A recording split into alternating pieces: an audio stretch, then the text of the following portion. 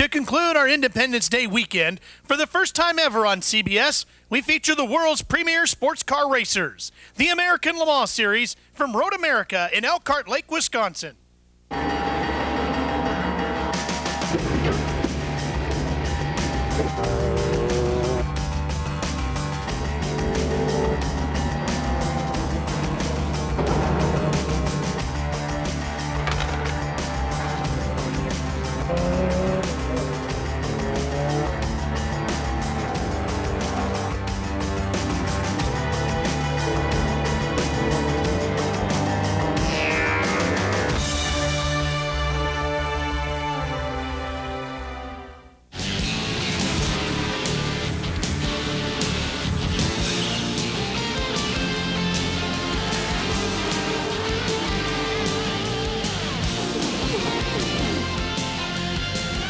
Born of the greatest sports car race in the world, the 24 Hours of Le Mans, the American Le Mans Series is a proving ground for the world's premier automakers. Audi, Chevrolet, Porsche, and Ferrari compete in 4 classes racing at the same time. That means lots of passing and non-stop excitement. Today, from one of America's most historic road racing circuits, Road America, the CBS Auto Racing Series presents Round 4 of the American Le Mans Series for 2002. Hi everybody, I'm Ralph Shaheen, along with the man who's actually won here at this facility, Bill Adam. Now Bill, we have the longest racetrack that the American Le Mans Series competes on this year, plus a large field of cars. What should that bring us today? Well, this really is the track that is the closest thing to Le Mans. It has everything that any driver could actually ask for. Long straights, heavy braking, fast lefts, fast rights. It combines every element of road racing. It is everyone's dream track. We have 4 different classes of cars competing here today. Give us a breakdown on the classes. Well, of course, the big ones are the LM900s. These are the true exotics. They weigh slightly less than 2,000 pounds. Either a 6-liter normally aspirated motor or a 4-liter turbo, and they can go in excess of 220. Their smaller brothers are the 675s. You see, they weigh a little bit less and accordingly have slightly smaller motors, but don't discount them. They can do well over 200 and do get better fuel economy. The big GT cars, the GTS, the Corvettes, all the way up to the 8-liter Vipers or a 4-liter turbo, they too can run over 190 miles an hour, so very fast purpose-built race cars. And finally, the GT class, dominated right now by Porsches. This is for 3.6 liters, also very fast race cars. Well, the front row here today is made up of arguably the greatest sports car racing machine ever built, the Audi R8. 2 of them on the front row. We're going to head downstairs now to Scott Pruitt, who is standing by with the pole winner, the birthday boy, Tom Christensen, in his Audi R8. Being it's the first time that these cars have run in Road America, Tom Christensen wasted no time in putting a blistering lap together. Tom, how did you pull that one off? Did you find it like a shortcut out there or what? No, obviously, there's nobody's in doubt that we have a fantastic car. I mean, we proved that at Le Mans this year again.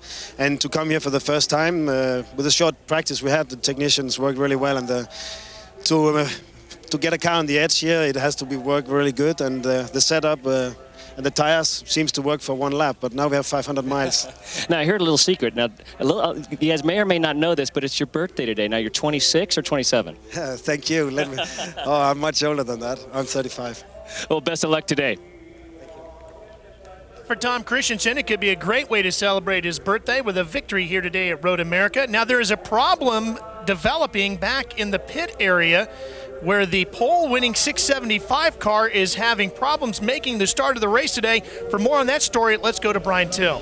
Well, the 675 is supposed to be the little brother to the 900, but John Field certainly didn't drive it like a little brother. Actually, 5th on the grid in front of a lot of the 900s. But, John, sitting here in the paddock area is not where you want to be right now. You need to be out on the grid. What's up? Yeah, we this morning in practice, the car was overcharging. The alternator was overcharging, and it was a problem we had at Mid-Ohio. We thought we had it sorted out by moving the regulator. The Audi guys were kind enough this morning to come down and give us some insight on maybe the problem, so hopefully we think we got it sorted out and we can make a start of the race. I'd be ashamed to not see him start. Like I said, he's starting 5th on the grid in front of some of the 900 cars. A great job, this team working hard. They're going to try to get him out for the start of this event. Well, hopefully they'll make the call to the grid and be ready for the green flag. Now, we said Road America is the longest track that the American Le Mans Series runs on. Bill Adam with a quick look at this tricky layout. This beautiful 4-mile track has 14 turns, but 3 of them absolutely critical. The first at the bottom of the back straight, where you come all the way from 190 miles an hour down to 35 miles an hour in second gear and set up your exit. You don't want to get too deep under braking because that will lose you the exit speed. The carousel is the next in a corner that requires great patience. You have to really pedal softly through most of the corner before finally feeding in power near the finish, and that'll give you the good launch off the corner. Now way up ahead, keep an eye because that is the kink. Almost flat out, very fast, and don't make a mistake here.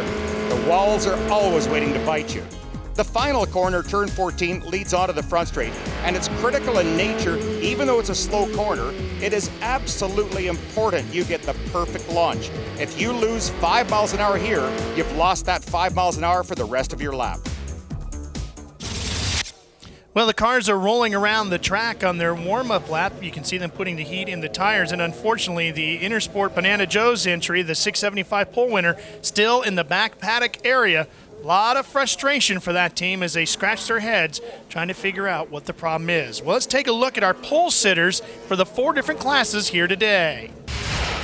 In the 900 class, Rinaldo Capello, that's his nickname, and birthday boy Tom Christensen in the Audi R8, the fastest of the field at over 128 miles an hour there on the front row. In the 675 class, boy, if they can get it going, John Field, Duncan Dayton, and Michael Duran have a very fast car, the Lola EX257 with the MG motor. In GTS, the Corvettes are undefeated this year. Ron Fellows, Johnny O'Connell, and Oliver Gavin, they are without a doubt the ones to beat the Chevrolet Corvette C5R. And in the GT class, this team 2 for 3 as far as victories go this year. Lucas Lohr and Sascha Maassen, the fastest of all Porsches, the 911 GT3 RS. This is a points leading car. And in our iBox, which will be scrolling across our screen here today, you'll get a look at the entire starting field here today at Road America. Now we got some storylines to follow as well here today, Bill. We do. In the big cars, the 900, it's really going to be fuel versus speed. That to buy the horsepower, you have to feed them. That's going to come back to haunt some of the teams. We don't know who at this point. 675, we've already seen that's a problem with reliability. Because they are brand new cars, they're still running into things that normally shouldn't break. And Corvettes, just keep on winning, baby. Finally, in the GT class, we may have a challenger for Porsche. There is a 550 Maranello that is a GT class Maranello. Not like what we've seen with Olive Garden or the Pro Drive car. This is much closer to stock. And the guys with that team admit they are really going to try and finish today rather than challenge. Well, let's stay on top of the story in the 675 class. Let's head back down to Brian Till. Well, guys, you can see the car up on the jack stands. They did just put fuel in it. They're going to do some work to it. They said, you know, I talked to Johnny, obviously not particularly pleased. He said, we're going to go run some laps, but it won't run many of them. Tough break there for the 675s. Now we've got a handful of onboards for you today. Let's start by checking things out with the number 0. This is the Olive Garden Ferrari. This is the beautiful 550 that's running in the GTS class. Emmanuel Nispetti is going to start this one off. Here's the Champion Audi. Now, this is an R8 as well, but this is a customer car. Yes, it is. And right now, just to explain, this breakup is about as far away from the television receivers as is possible. It does get better when we come up onto the front straight. If the 37 car does get out on the pack or out onto the track, this is what it's going to look like. John Field's car is showing you what the paddock area looks like right now. The 50 car, one of the Panos. Boy, you like American Thunder, this is your machine. Jan Magnussen and David Brabham behind the wheel of this one. They'll be starting from the second row. And car 1, this is the car that won the 24-hour of Le Mans. Emanuele Pirro and Frank Biela will be behind the wheel of that one. Pirro going to start. We're set to go green here at Road America. CBS Auto Racing Series. First time ever with the America Le Mans Series. Green flag, and we're underway.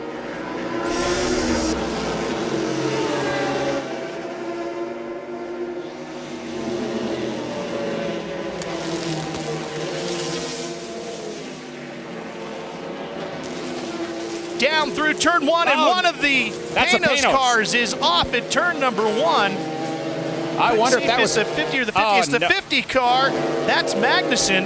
Well, we saw him. He was right up alongside challenging Pirro to try and get into second place, and obviously neither one of them backed off, so there had to be contact going through that turn 1. Now, down from turn number 2, this is down the long straightaway to a hard braking area at turn 5. and then it's uphill here, Bill. Yeah, and you see right there Christensen sliding a little bit wide. What I would suspect that they will try to do is to jump out, build some sort of a lead, and then almost back off and run a conservative mode. That's the number 51 car. Look at Champion. They're going to take a shot going down the inside. Right through the grass as we go on board. Boy, Herbert saw a fractional opening there for a moment, tried to get by the Panos. He does not want the Yost cars to get away if at all possible. Johnny Herbert behind the wheel of the Champion, number 38, and down now to the carousel, that never-ending right-hander that's so tough on left side tires. This is a tremendously intimidating part of this track. You're going around here. This is already in 5th gear in the Audi. You'll probably be approaching 150 miles an hour. And way up ahead is this kink where your heart comes up in your throat. Right there. That is so fast through there. I always hated that particular corner because you can't help but look at the walls. And coming up now, another famous section of this racetrack, Canada Corner, one of the best braking spots for passing right here. Now that's going to be more difficult for the Champion Audi because the Panos also has excellent brakes. The car really does stop very, very well. It gets off corners well and stops well. The problem is the Panos does not go through the corner particularly well, and the drivers are all really fighting this car. I think they deserve medals for bravery. Up the long front straightaway hill, past the pits, and you've now completed a lap at beautiful Road America. This is about a 5,400-foot front straight, very, very long. You see way back in the distance. Here's the 2 leaders. They're already going through turn 1. Down the hill towards turn number 2. Tom Christensen out in front right now. The factory Yost Racing Audi R8s. Christensen and Pirro leading the field here at Road America. Stay with us. More coming your way on CBS.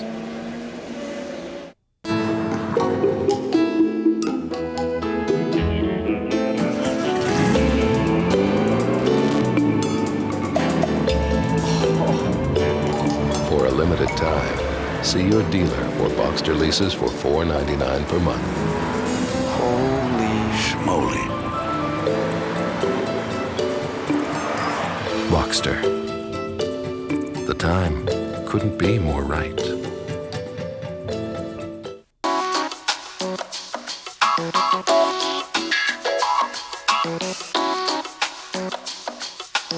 Michelin designed the cross-terrain SUV tires specifically for SUVs to help provide responsive handling and a smooth ride. You'd be surprised just how smooth.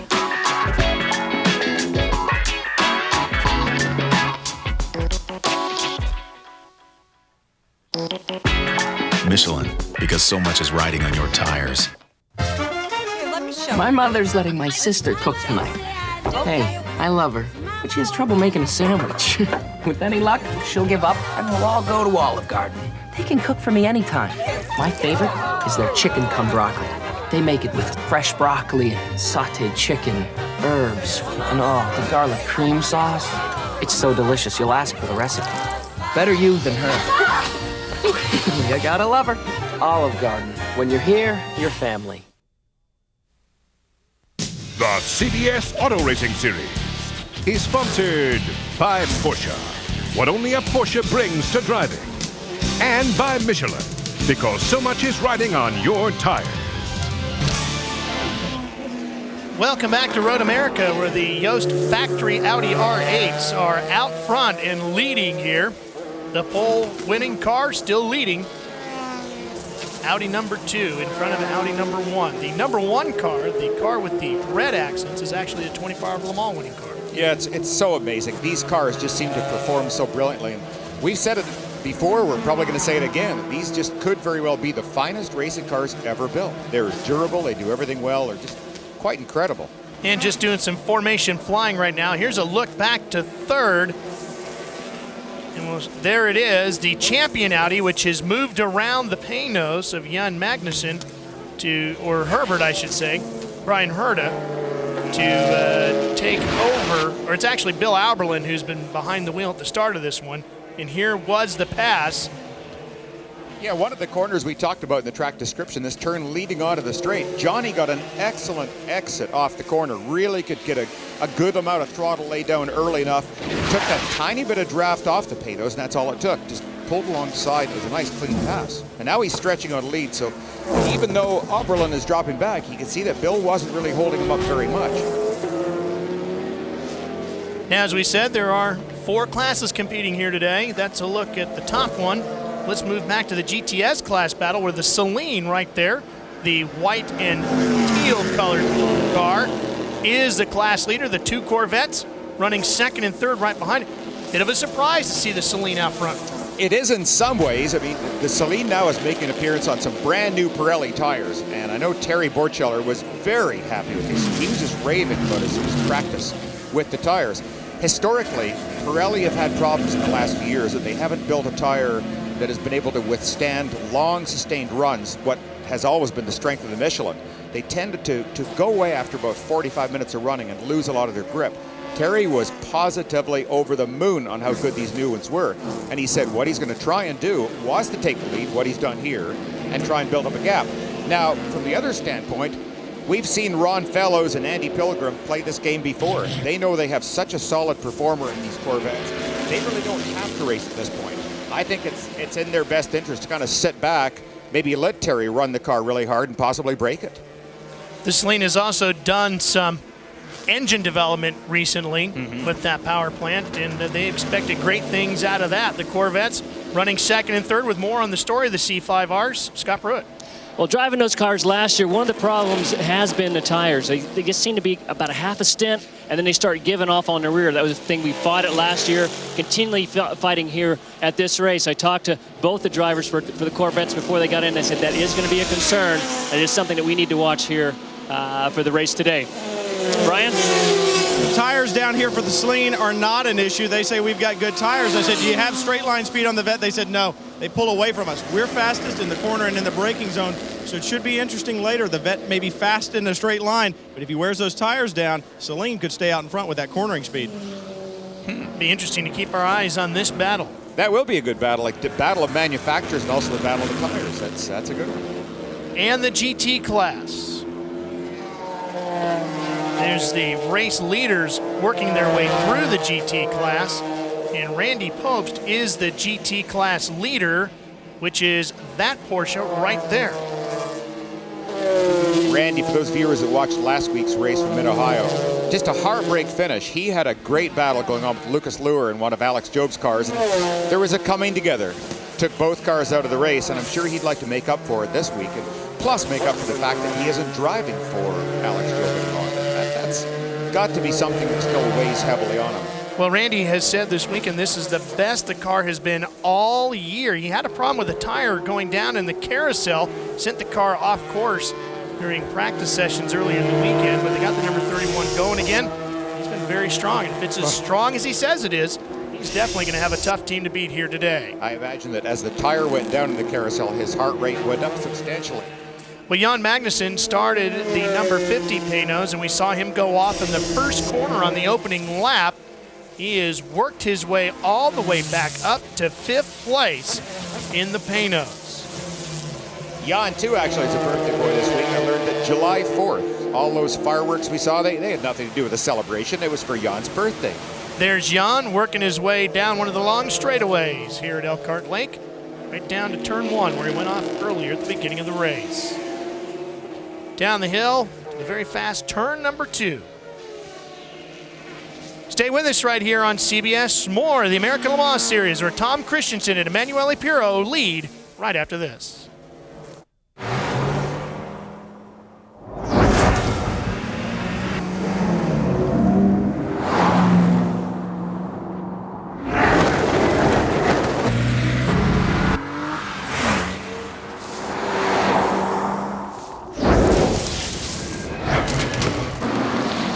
The wind howls because it can't keep up. The Audi A4 with Quattro all-wheel drive. Goodbye, mop and pail. Hello, pledge. Grab it wet. This is wet. How easy is that? It's a lot easier than my mop and bucket. I don't have to get down on my hands and knees. And they come out very wet. Pledge, grab it wet. Grab it. This is my new bucket and this is my new mop. It definitely cleans. Clean feet means my floor is clean. Pledge, grab it wet. You could see how much it's cleaning my floors. When the house is clean, I feel like a better mom. Pledge, grab it wet floor wipes. S.C. Johnson, a family company. You can go in the garbage. The kids can play where it's clean now. Just walking through the doors of Daytona would have been enough. Oh, sick of this. Can you guys believe the embankment? It kept building on itself. Think of the drivers who've driven across this line. You keep topping what you did before. You guys want to take this one for a spin? Speed 125. Oh, man, I like your Grand Prix. I like our Winston Cup Pace Car Grand Prix, but I really like my Grand Prix. Yeah. Pontiac Grand Prix, the official pace car of NASCAR for 31 years.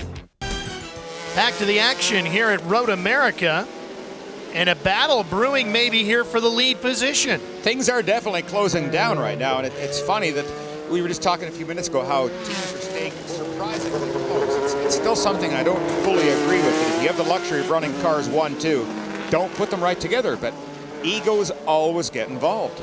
Through the never-ending carousel, and now down to one of the fastest sections of racetrack. This is the run through what's called Kettle Bottoms, through the kink, and down towards Canada Corner. Oh boy, now you're going to see a real close-up here because that Porsche actually blocked Christensen. He could not get a good run. Now look at Pirro. Through Kettle Bottoms, and Pirro swings to the outside, which is not the preferred line for the pass through Canada Corner. Side by side, the factory cars go. What team orders? Oh, they're still side by. Now Christensen finally backs off, but Pirro took a real run. He used that momentum, got by, and yeah, you're exactly right. What team orders? Well, they could have knocked themselves both out of the race. That's a very tricky section of track. Well, you know, I think it's a tribute to confidence in both drivers. They were both comfortable doing. Now here you see Pirro gets right alongside, but suddenly Tom puts his inside wheels completely over the curb. He was not ready to give it up, making Pirro fight for it. He's still hard on it, still flat on up here, and watch, only at the last minute does he get on the brakes a little bit early, allowing Pirro the luxury of going through the corner without having him side by side. And as he was headed towards the bridge there, Christensen was looking straight at that cement wall. I'd be tapping the brakes too. I'd be hard on him at that point. Boy, oh boy, that's a shocker. So now Audi number 1 with Emanuele Pirro behind the wheel leads here at Road America. The number 2 car, which was a pole-winning car, slots back into second. Now, while we were watching that battle, the number 50 Paynos with Jan Magnussen behind the wheel. This is a car that had trouble going into the first turn at the start of the race, fell all the way back to 11th, it worked its way up to 4th, made a pit stop. Yeah, having a great run once again. I think Magnussen is just simply a brilliant talent. Here we're on board with Jan right now, and this is just the corner that enters the front straight. Oh, a little bit of smoke off the right front. Let's check in with Scott Pruitt. Yeah, and just brought his car in moments ago. They took a good look at the car, but no damage whatsoever. The few little scratches on it, they're real happy. They did not change tires, fuel only, and he was back on his way. Guys? Well, we'll keep an eye on that right front tire, Scott, because it definitely puffed a little body rub maybe. I'll tell you what I think it is, and anytime I've tested the champion R8 Audi, I've noticed that these cars, you can actually lock the tires and there's almost nothing to tell you that a wheel is locked, that a brake is locked up. It doesn't affect the steering any longer. They've become so sophisticated. The only thing that shows is that smoke actually can stream out those vents on the top of the fender. Now here's your new leader in the 675 class. This is car 56. Jeff Bucknam behind the wheel right now. The Fairy Tale Brownies entry, the Pillbeam MP84 Nissan. And we talked at the beginning of the show that in 675, and they're going to make a pit stop, reliability was going to be the key, and it's been a problem already in this class. Yeah, it has, although for this class here, it seems that the old tried and true is proving to be the way to go right now, that the little MG Lolas are, without question, the fastest cars in the class. But this Nissan, it's a very proven engine, and really, even though it's down in horsepower, it's going to be there at the end of 500 miles. The lead car in the class right now, making its way for the first pit stop of the day.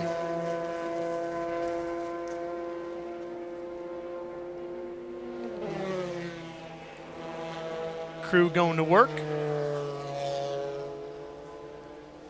One of the advantages of driving the open top cars, you see the driver is still sitting in it. He's still quite comfortable.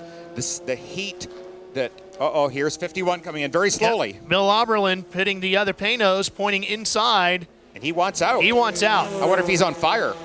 Smoke in the cockpit, maybe a fire inside there as well. Let's go to Scott Pruitt. That's exactly right. He was pointing down to the passenger side of his car. We'll try and take a look, and they will make a driver change. It looks like some sort of electrical fire. Yeah, they do have a fire on board. You can see them spraying a little bit of dry powder, trying to put the flames out. And now they got tough luck for these guys. Still trying to dig down inside to see what is going on, but it looks most certainly like an electrical fire. They aren't quite sure whether to put Brian in or not, and they're holding tight on putting any fuel in the car. Well, they are reporting, Scott, an electrical fire over the radio. So that seems to be the problem for Bill Auberlen. That's Tough something break of a for these surprise. guys. Yeah, it really is. I mean, very much a surprise. This particular track at Road America is very smooth, and it's not nearly as hard on equipment as like Sebring would be, for example. Sebring, you can almost expect breakages and wires chafing, but not here.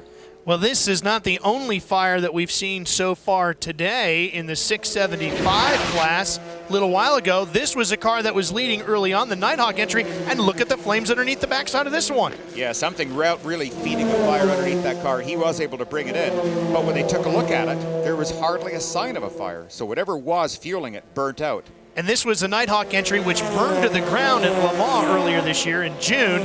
They rebuilt the car, and this was the first race for it, and it caught fire earlier today in the morning warm-up. So lots of problems for that team when it comes to fire this year. No problem for these guys, Bill. And Pirro actually is stretching a little bit of a lead, which, you know, I've got almost 2 schools. Oh, yeah. Boy, I'm glad Bill got out of that one. But it does look like Brian's going to get in here and try it. No, it's just a member of the crew. They're just going to push it away. That is sad. So one Panos behind the wall. You know, I was about to say that 2 schools of thought here. That one, we all talk, and for good reason, that Tom Christensen, I firmly believe, is the finest sports car driver in the world. He is just blessed with an enormous natural ability. The other drivers in the team hear this over and over and over. So for Pirro to come up and pass Tom, this does great things for him. And as we point out again, there are no team orders. Let's go down to Scott Pruitt with the story on the Panos. Bill Auberlen, a scary moment. Things seemed like they were going nice and smooth. Any idea what happened? I don't know. Something under we have a black carbon box that houses all the electronics. And all of a sudden I started smelling carbon fiber, so I knew it was burning the carbon. Went another lap, it was coming up on our pit stop anyways. Then the smoke started coming out of the cockpit and it was on fire, and our day's done. It's a shame for the Panos team. The Michelins were good. We took a little optimistic view of what we should have done in the setup, and the rear got loose, but we were going to tune it as the race goes on. Well, tough luck, man. Obviously, the Panos guys disappointed down there, hoping for a good finish with the 51 car. Bill? That's a shame. All right, Scott. Well, there's so much riding on the road today. That's the tires, and here's a look at the breakdown of the tire manufacturers that are competing here today. And Michelin has the most entries in the field with 12. Avon, Goodyear, Pirelli, Dunlop, and Yokohama all competing here today. That's a look at your Michelin tire summary, because so much is riding on your tires. Stay with us here on CBS, the CBS Auto Racing Series. First time with the American Le Mans Series, where the Yost factory Audis continue to lead.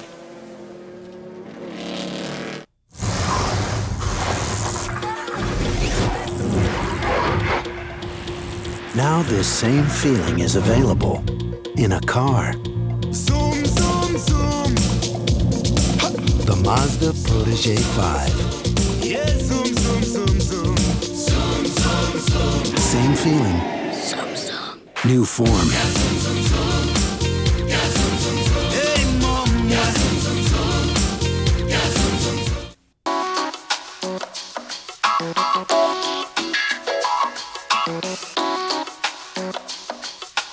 Michelin designed the cross-terrain SUV tires specifically for SUVs to help provide responsive handling and a smooth ride.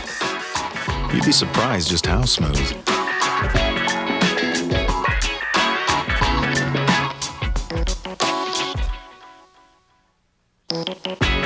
Michelin, because so much is riding on your tires. It's a summer blockbuster week on Dave with Robin Williams, Stupid Petrix, Jude Law, Paul Newman, and more of this summer tour. Monday, don't miss Tom Hanks and Dolly Parton. It's all new Dave all this week. Welcome back to Elkhart Lake, Wisconsin on this fantastic Independence Day weekend. Now our leader in this race, the American Le Mans Series, a 900 Series leader on pit road, Tom Christensen. No tire change. You saw the man in the blue fire suit. That's a Michelin tire engineer who will jump over the wall, Bill, check the tires, and give the crew an idea as to whether or not they need to change tires. Yes, he is the expert, and they pay total attention to him. Something else about these cars that makes them so nice is notice that Tom is still sitting in there. Look at his visor, how clean it is. Right there's no dirt showing on that visor at all, no oil. He is getting good airflow, unlike the Corvette drivers, for example. They're getting baked to death today. These guys are still pretty comfortable, so he can do a double stint without a problem. Very smooth how that car rolls back out of pit lane, but they have a system for that. Yes, they do. There actually is a start switch on the car that puts it up to a preset RPM limit, usually 6,000 RPM. All they do is drop the clutch, and Tom is ahead. Here comes the battle for second. You saw, or for the lead, I should say, as you saw the red Audi. Here it is, the number 1 car, and this is a fight for the lead. Well, now Tom Christensen's going to be on cold tires. His Michelins are brand new. Pirro has had a lap, and he's getting alongside going down the back straight. Down to the very tight turn 5 at the end of this long straightaway. Again, certainly no team orders between the Yost drivers because they are really going at it today. Hard under braking. Not a bit. You see Pirro just a little bit superior grip, and again, he gets under power and the back end comes out, so he is trying hard. He wants to stay ahead of Christensen, and today he wants the bragging rights of a win. Let's take a look at the replay of this one, the braking maneuver being set up. Boy, sensational. Well, the number 1 car, Pirro's car, does have the hotter tires. He's on the left. He can go just slightly deeper than Christensen. And watch as this car comes off the corner. Watch the back end, and you'll see it. When he pulls out, just a little bit of a wiggle. He's trying to get under power. Right about now, as early as possible, just right there. Just that tiny little power slide. I think that shows his hunger. He really wants to beat Tom today. Great stuff. There's one of the Mugen-powered Panos, and there is the race leader. There's the Mugen Panos. That might be the loudest car here at the track. That thing hurts. And there is the overall race leader right there. And one thing that's different about this car compared to the champion car is, as you'll see the car make the turn right here at the back end of the car, the end plates on the wing setup is different. Yeah, you can see that they actually, the fact that's a good shot right there as the car goes away from us. It almost looks like the end plates there come up off the bodywork and join onto the end of the wing. They don't in fact touch, and they skirt the rules by a fraction of an inch. If they did touch, if they were actual supports, it would be illegal. But the fact that there is a very small gap someplace on that wing plate means that it's not really touching, so it's still legal. Now let's check things out in the GT class as well and get an update as to what the story is there. We've been watching the 900 class. This is on board the second place car, the lead car, which is actually a team car. This is the Alex Job Racing entries battling it out for the lead. Lucas Luhr is the driver that we're riding with. Here also, we were able to see some of the Porsches last week. The windscreens got completely covered with oil and all kinds of dirt. Even today, under these great conditions, Lucas's windshield is still getting pretty dirty. Look at all the streaks, like up all the way across here. Timo Bernard is the race leader in the car just in front of Lucas, the number 22, the number 23 chasing them. Now the early leader in this class, Randy Pobst, suffered a flat left rear tire, and then adding insult to injury, a 20-second penalty, because when he pitted, the fueler did not have his visor down. There you can see the left rear tire flat on that car. The fueler didn't have his visor down, which you have to according to American Le Mans Series regulations. So he was held for an extra 20 seconds on pit road. And let's check in with Brian Till. Obviously a very disappointing outcome for the 31 car. We know that he had the flat tire, but remember how long this racetrack was. Almost 4 miles long. He had to limp all the way back around, and then the costly pit stop. In addition to that, there was some damage to the car from that flat tire. It tore out some of the inner wheel well on the left rear. Now, it shouldn't be too much of a problem, but at 160 plus miles an hour down these straightaways, It could cause some loose body work later. We'll have to keep an eye on that. Dale White, the crew chief on that team, not happy with the results of that, but they're going to get back out there and charge back to the front, guys. And a lead change, Brian, in the GT class. Lucas Lohr also taking advantage of the braking passes in turn 5 to move into the front position. I think another example of no necessary team orders here, and Lucas just took advantage of his teammate braking a little bit earlier. He went in cleanly underneath on the pass. Now, I think as Lucas comes around this time, I'm going to try and contact him as he comes down the front straight to see if we can talk to him and see how his day's going. Of course, he's going through the carousel now, so he got about a week and a half before they come. That's how long this racetrack is. Boy, sometimes it seems like that. It is so beautiful.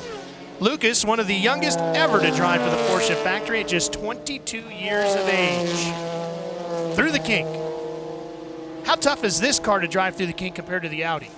Well, you know, it actually is just as tough because the Audi has got the benefit of tremendous aerodynamics and downforce.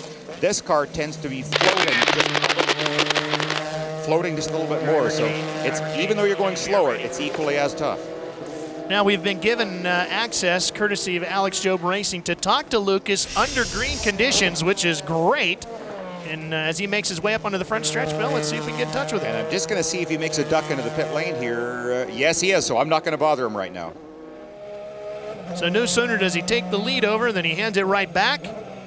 And the GT class leader is now on pit road. Whoa, hard under braking. You got to hit those brake markers and slow the car down to a safer speed as you truly enter pit road.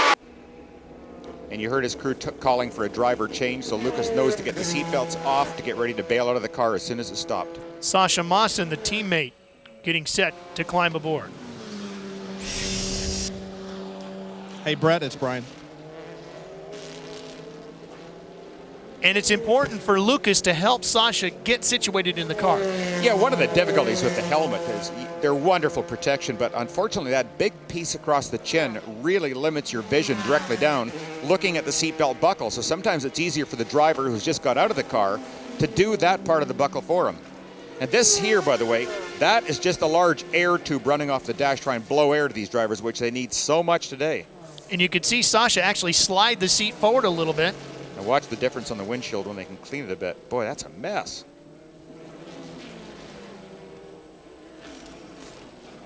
There we go, cleaning the windshield. All right, fellas, do a good job on that windshield. I used to hate it when the windshield was still greasy. You leave the pits, and sometimes it felt even worse. What a difference. That looks good now. Now let's check in with the GTS class and see what's happening in that fight today. Corvette is expected to dominate the division, and that's exactly where they are right now. The number 3 Corvette is out front. Ron Fellows has crawled out of that car, handed it over. Let's check in with Ron Fellows, who's standing by with Scott Pruitt. I spent some time driving this Corvette myself last year. It's very tough to explain how hot, especially on a day like today, these things are to drive. Well, this is kind of like a fireside chat here, Scotty, but all the fire's under the hood of the Goodwrench Service Corvette. It's running well, but you know what it's like. It's incredibly hot inside. You're wide open throttle for a long time here. But you know, on the other side of it, Road America is an awesome racetrack, and it's great to be here. Now, this is the first time you've been here with a Corvette. Obviously, you've been here many, many times before the Trans Am Series. How much fun? Tell the fans at home how much fun this place is to drive. Well, it's kind of like Road Atlanta, Mosport, Mid-Ohio, all rolled up in Le Mans. And Le Mans, yes. My favorite section is from Turn 6 down through Hurry Downs through the carousel, the kink. It's an awesome place, and great turnout of people here today. It's so far so good for our Corvette. Well, the Corvette guys are looking to continue their dominance here at Road America. Guys? Well, the 37 car is back out on the track in 675. We've got this visor view. Look at this. This is coming down the back straight into this really heavy area of braking, all the way down 35 miles an hour. That's through turn 5 and now up the hill. Gives you an idea of the amount of kickback in the steering wheel, too. These cars all run a lot of caster. And over to what's known as Hurry Downs through this right-hander.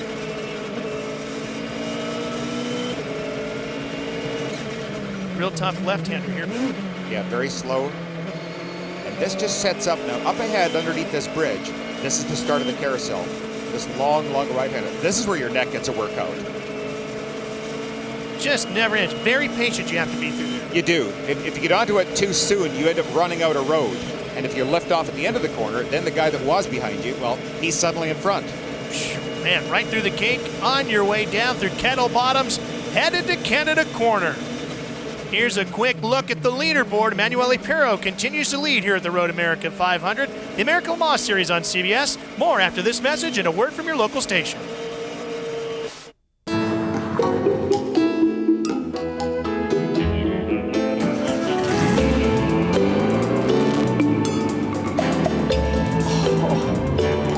For a limited time, see your dealer for Boxster leases for $4.99 per month. Holy schmoly.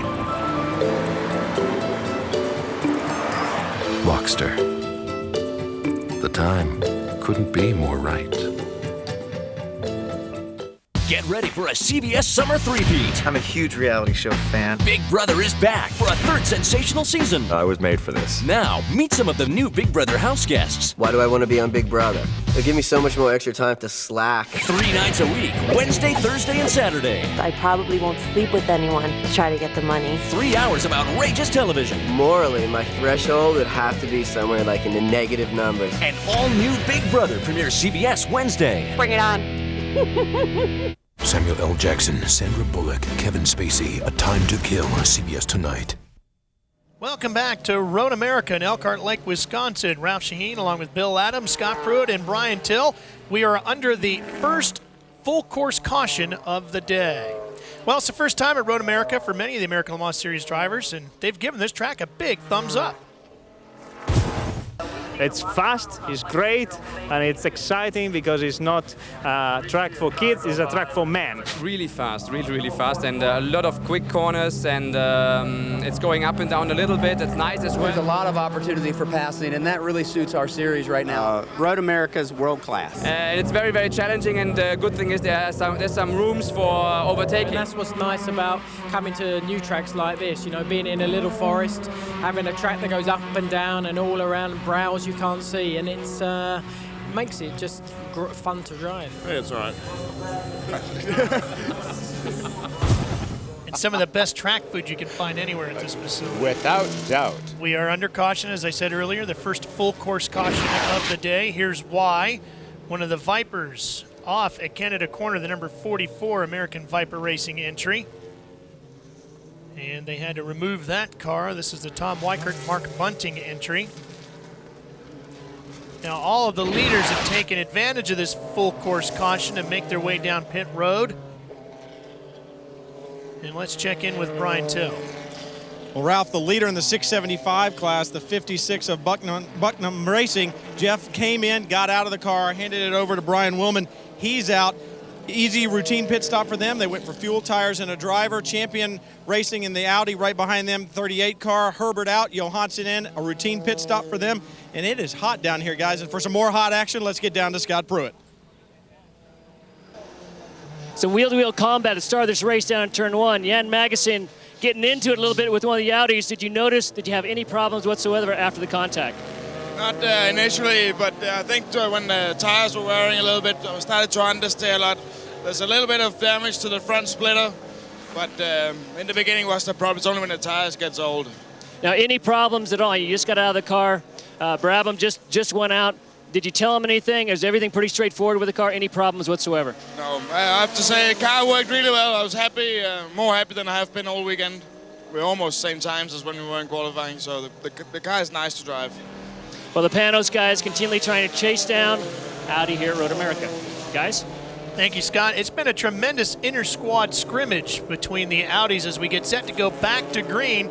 The number 2 car is back in front of the number 1 after a tremendous pit stop. And that was a big battle as we go back to green. The crews were really into that one. Let's watch as everybody fans out, heading down to turn 1. Here's your race leader right there trying to work through traffic. Yeah, they have to be so careful right now, too, that everybody is so intent on where they're going that at this point on a restart, you don't think too much about looking in your mirror, so a great deal of caution is required. Well, they're right back at it, too. Tooth and nail one more time. Rinaldo Capello behind the wheel of the race leading car, number 2, on board with the second place entry, Frank Biela. And watch the telemetry as we get down to the hard braking zone. Yeah, particularly the speed. Look down here in this corner. 185 miles an hour, and then all of a sudden all the way down to 54? Yes.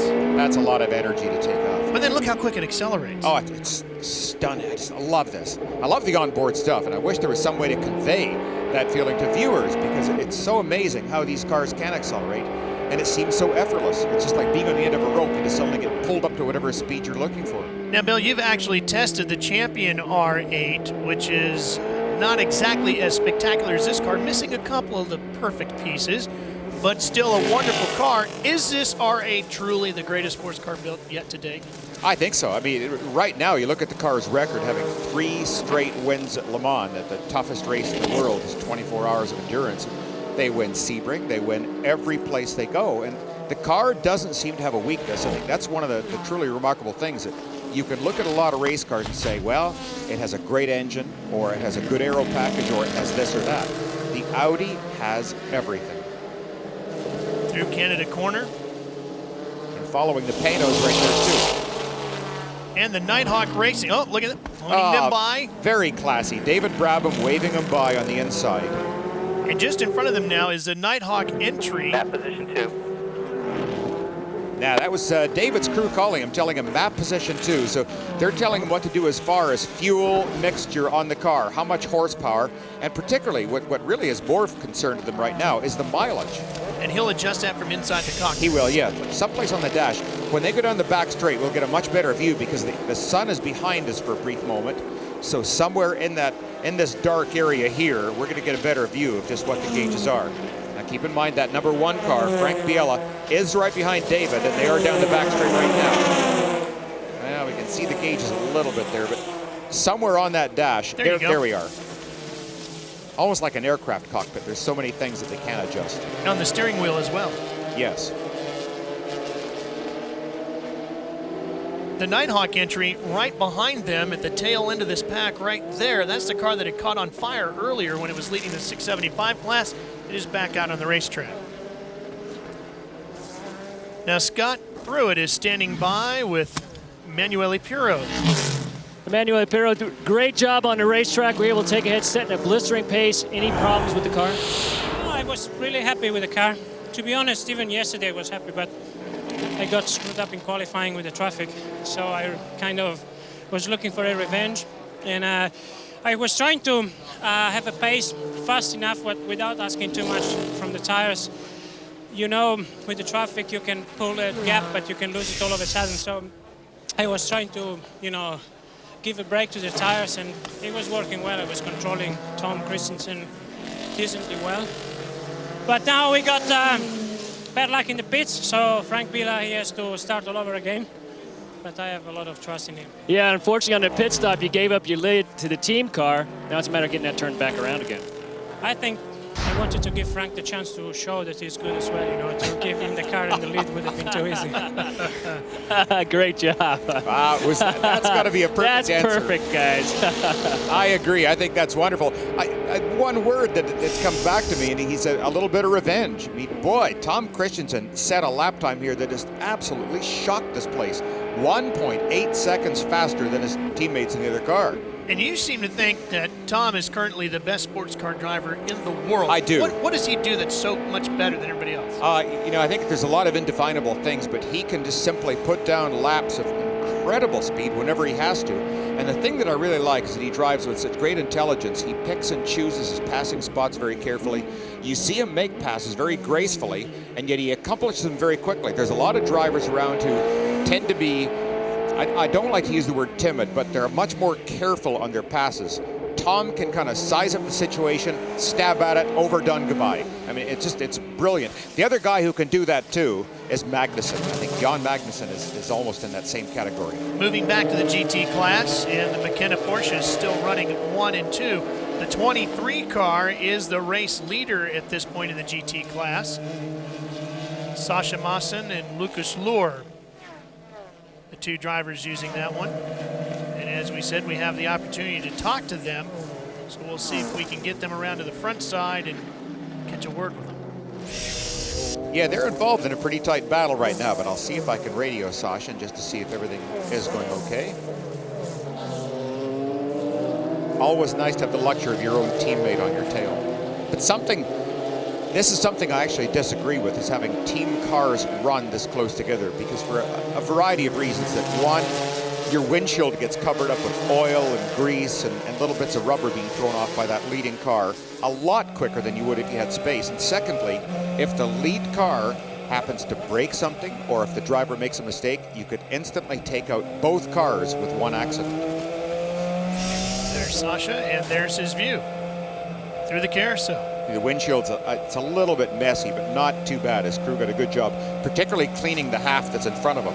This half over here is really good. You're on TV, Sascha. Yeah, you are, Sascha. Yes, you are. And I'll chat to you in a second, my friend. Now, Sascha came over to the U.S. early before the race at Mid-Ohio last week to do a little bit of mountain biking, and he had to jump over some trees, crashed pretty hard, but he was okay. He was pretty afraid he was not going to be in good shape for the race at Mid-Ohio, but he said actually that being in the safe car, in the race car, was safer than being on his mountain bike. I think in a lot of cases it is. Now, once Sascha gets up here underneath this bridge and onto the front straight, I'll try calling, just see if we can learn how it is out there for him today. All right, just through this corner. Let's see if we can chat to him now. Sascha Maassen, this is Bill Adam in the television booth. How is it going out there? I think we are one lap ahead of the competition except of our teammate. And I see the 31 car just ahead of me. I will try to catch up with him so he can't catch the lap back. Does it help having your own teammate right behind you, or is that disturbing to your concentration? Right now you are disturbing a little bit more than they are, but that's fine. All right, we won't disturb Sascha anymore while he's got the job at hand to catch up and pass another car.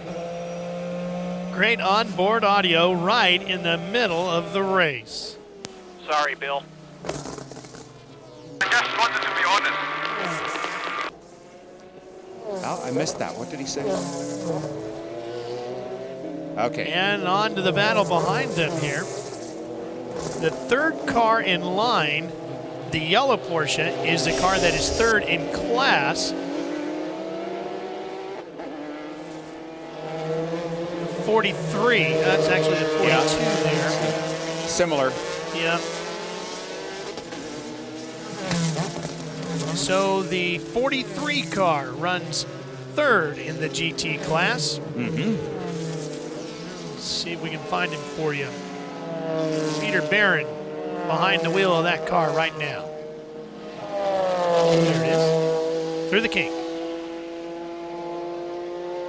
Down through Kettle Bottoms. Stay with us here on CBS as we continue our first ever coverage of the American Le Mans Series, a part of the CBS Auto Racing Series. If a car company puts a little sports car in everything it builds, imagine what happens when it builds a sports car. Zoom, zoom. Zoom, zoom, zoom. Zoom, zoom, zoom. Yeah, zoom, zoom, zoom. The Mazda Miata, 6 speeds, VVT engine, and a whole lot of fun. Zoom, zoom, zoom. Yeah, yeah, yeah, yeah, zoom. The company that reinvented the Roadster keeps reinventing the Roadster. The promotion, a new title, a bigger paycheck, better days ahead. Your hard work paid off, and so did that extra confidence from getting rid of your gray hair with Just for Men hair color. Its vitamin formula rejuvenates your hair and energizes you with a natural look in 5 easy minutes. When you feel confident, it shows. Just for Men, the Rejuvenator. So, you didn't really take jobs as international spies, did you? No. And you didn't really move to Istanbul, did you? No. You went out and got yourselves a Serta mattress. But you didn't have the guts to tell the counting sheet that you didn't need us anymore! Sorry, but our Serta is so comfortable. You'll feel the difference the moment you lie down. Serta, we make the world's best mattress. Hey, sports fans! For all of your news, scores, expert analysis, and fantasy advice, go to cbs.sportsline.com or AOL keyword CBS Sportsline. Second full course caution of the day here at Road America. The American Le Mans Series making its first ever appearance here on CBS. And here's a look at why. And one of the cars that was an early leader in the GT class go off in Canada corner. This is the 31 of Michael Peterson, Randy Pobst, and Johnny Mollem, and Mollem was behind the wheel at the time. He get the car pulled out, and he continued on. Let's check in down with all the action on pit road with more on the 31. Here's Brian Till. Well, I had a chance to talk to Randy Pobst, who had gotten out of that car. He had several maladies today. Obviously, they cut down that tire that set him back earlier. They said he had a puncture, ran over debris on the racetrack. Then they lost radio communication. They didn't even know the car was off in Canada corner, which corner it was off in. Then they were not at all happy with how the wrecker was handling the car. They were worried that he was going to bend up bodywork, particularly the rear wing. So it's gone from bad to worse for those guys. I checked in with the 43 GT entry of Peter Barron and Leo Hendry. Barron ran up until this time doing a double stint. He finally got out of the car. Leo Hendry's in. The 38 Audi stayed out. It looked like they were going to try to play a strategy game, but after further conversations, they decided they needed to bring him in. He went from the lead back several positions. Let's get down to Scott.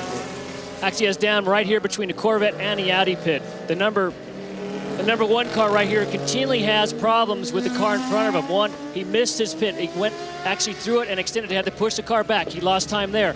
Secondly, on the way out, they had to push the car back, trying to swing it around the 675 car in front of them. And for the Corvette guys, the number 3 came in the lead, the number 4 second. They did a driver change. Oliver Gavin got in, Kelly Collins got in, the number 4. But what happened was, somehow or another, they got the switches off.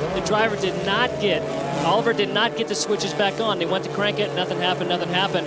Lost a lot of time in the pits, subsequently giving up the GTS lead. Guys? Thank you, Scott. We're going back to green. Your race leader is the first car coming your way down to turn number 1. Rinaldo Capello. Rinaldo, the nickname of Rinaldo. This should be a luxury for him also, because at least he's got clear track in front of him. And big problem behind him, Bill. Big problem in turn 1. But he just got wide, I think. Another one of the Vipers. Tough day for the Viper team. They have not had a good day. Number 3 Corvette back in the pit, Scott Pruitt. That's exactly right. Trying to take a look down. What's happening is the driver's net on the side is flopped down. Now, you cannot have that on racetrack. You see they got a tie wrap out there. They're trying to jerry-rig something to get it back up in place. I don't know if they've lost a spring on that. It's actually a spring mechanism that holds that fence up. And that's in case this car was to get off track, here he's on his way back out. In case the car got off track, that keeps the driver's arms and the head into the car without having a problem. Ron Fellows, Johnny O'Connell, and Oliver Gavin. What an unusual thing to go wrong. It's one of these things when all of a sudden you're sitting pretty, you're getting near the end of your 500-mile race, and some silly little thing fails.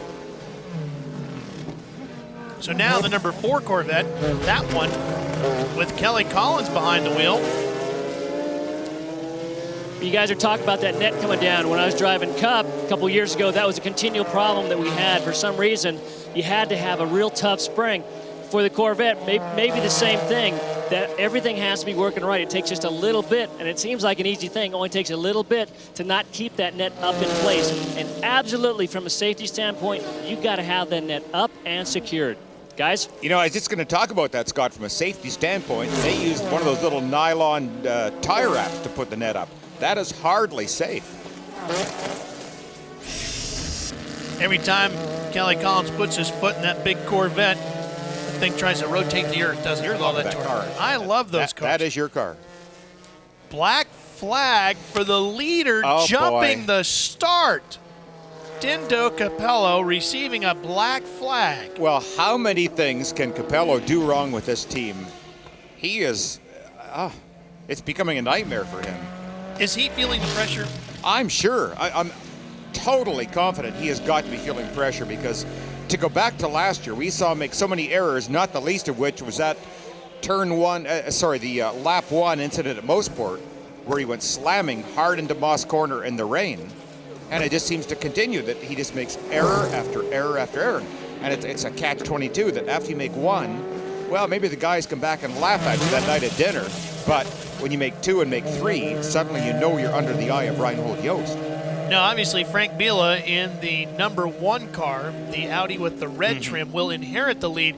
This is also going to greatly help Stefan Johansson right here in the privateer champion Audi.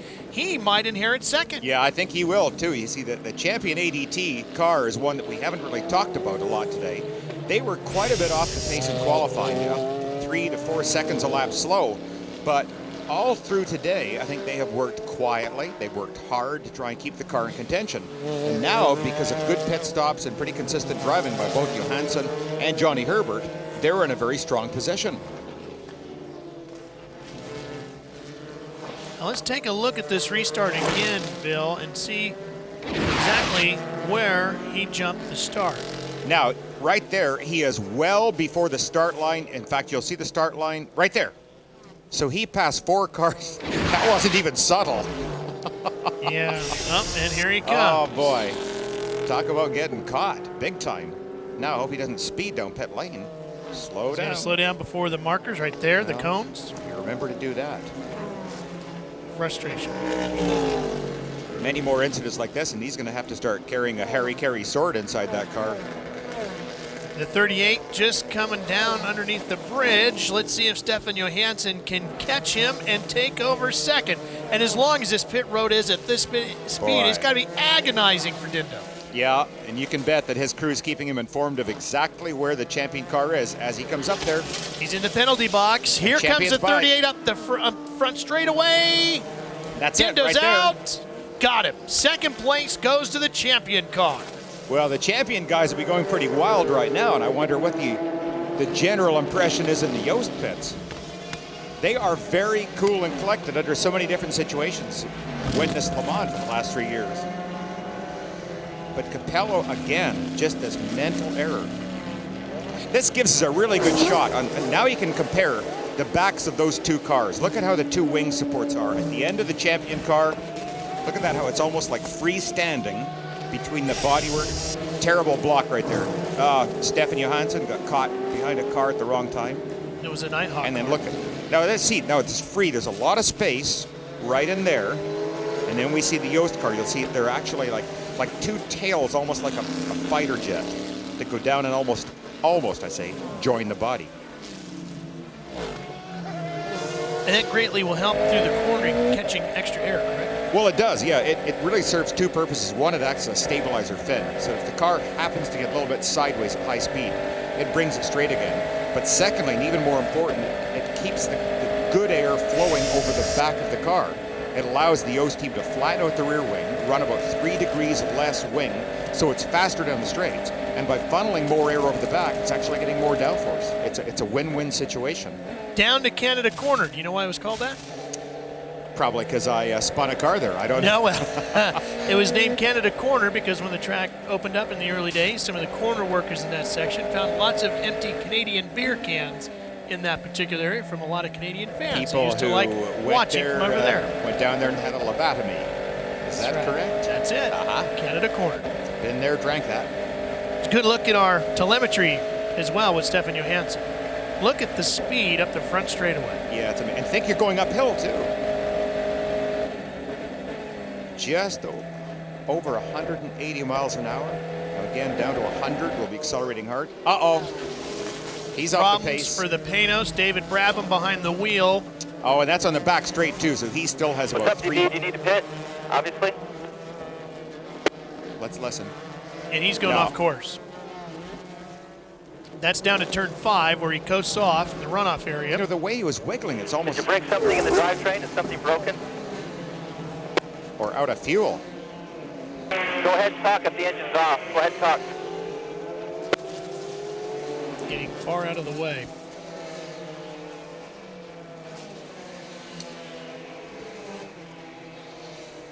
No word back from David to the crew. And notice there's not a light on the dashboard either. Nothing. We cannot go to the pits that way. They talked about that in the crew chief meeting.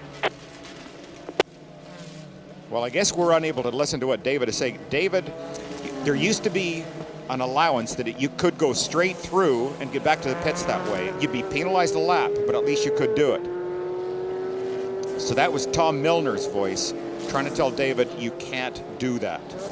Apparently the Panos crew is not hearing David either.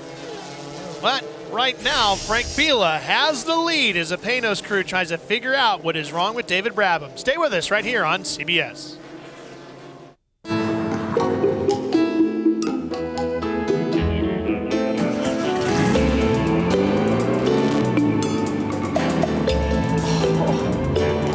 For a limited time, see your dealer for Boxster leases for $4.99 per month.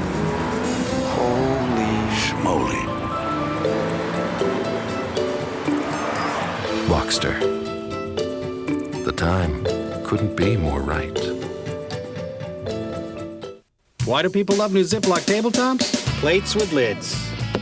Why didn't I think of that? They're way nicer than paper plates, and they go in the dishwasher, so it makes them really easy. They're good for spears. If my kids don't finish their meals, I can put a lid on it and put it in the fridge. Spaghetti and meatballs, very nice. I'm liking leftovers. The food stays in, bugs stay out. I like anything that makes my job easier so I can spend time with my kids. New Ziploc tabletops. SC Johnson, a family company. I'm not lazy. I just like easy.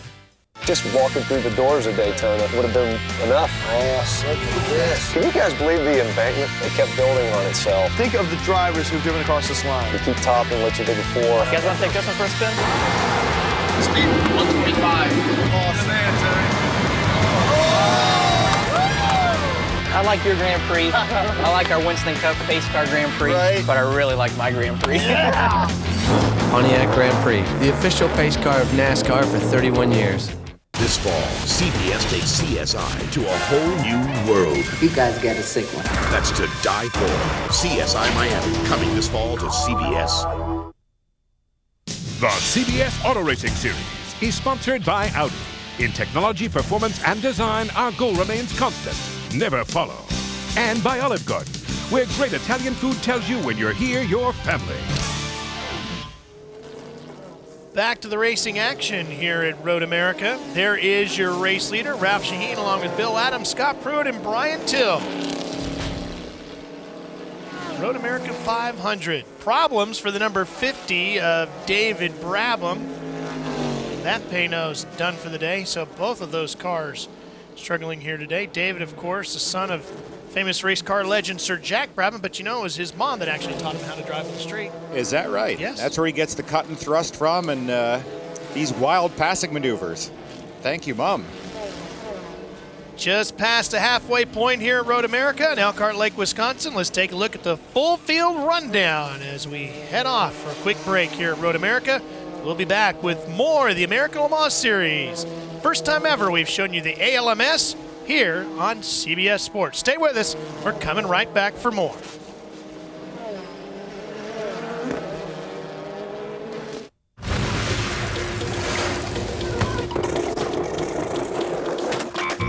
Now this same feeling is available in a car. Zoom, zoom, zoom. The Mazda Protege 5. Yeah, zoom, zoom, zoom, zoom. Zoom, zoom, zoom.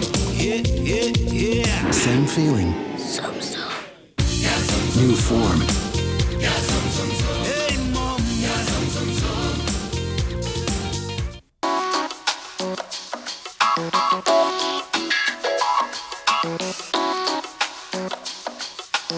Michelin designed the cross-terrain SUV tires specifically for SUVs to help provide responsive handling and a smooth ride. You'd be surprised just how smooth.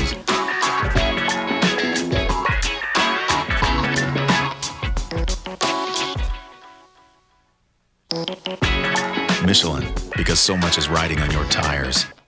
When someone vanishes, their job begins. We just got a ransom note, and there's proof of life.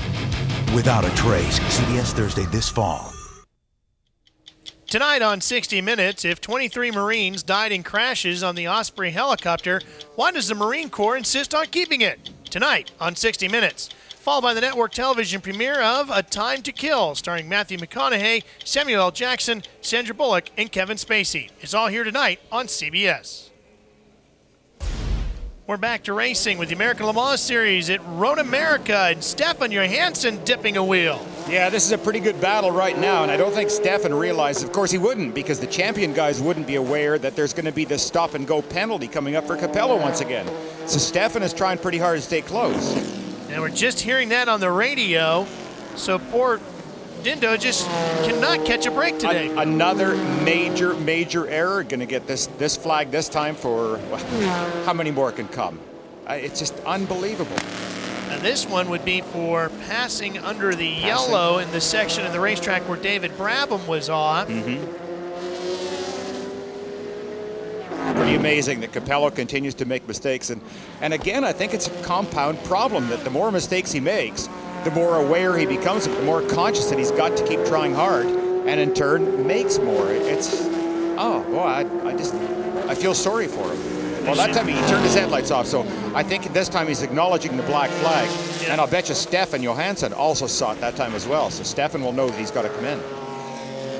Second time, Dindo Capello.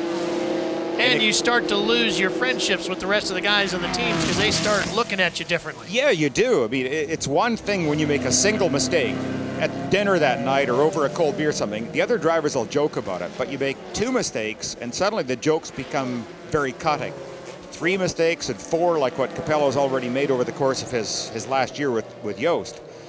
They're not going to be very nice, and the other guys will definitely start to become resentful. They get angry at him, and then it's a case of, well, how can you do that? Pass for the lead in GT and a change of positions between the McKenna team.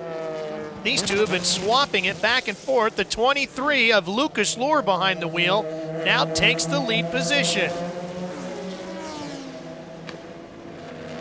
Bernard behind the wheel of the 22 at this stage.